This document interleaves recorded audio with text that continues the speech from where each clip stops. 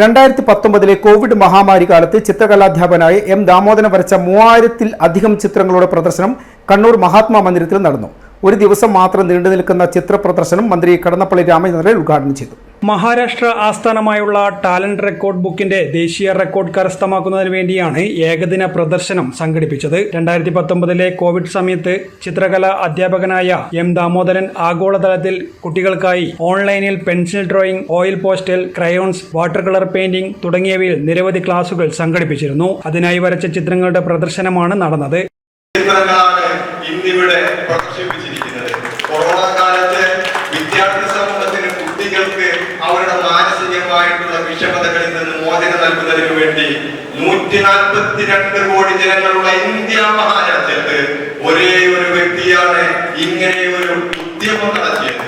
ആ ഉദ്യമത്തിനാണ് മഹാരാഷ്ട്ര ആസ്ഥാനമായുള്ള talent record ബുക്കിന്റെ most number of drawing produced during COVID-19 pandemic എന്ന കാറ്റഗറിയിൽ നാഷണൽ റെക്കോർഡ് അറ്റംപ്റ്റ് ഇവിടെ നടന്നിരിക്കുന്നത് ഞാൻ മന്ത്രിയുടെ സാന്നിധ്യത്തിൽ ഔദ്യോഗികമായി പ്രഖ്യാപിക്കുകയാണ്.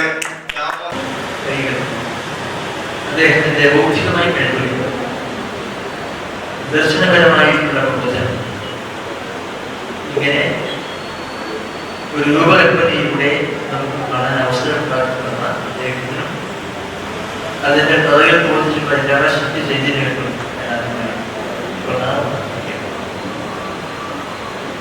കോവിഡ് മഹാമാരിയുടെ ദുരന്തങ്ങളും ആഘാത പ്രത്യാഘാതങ്ങളും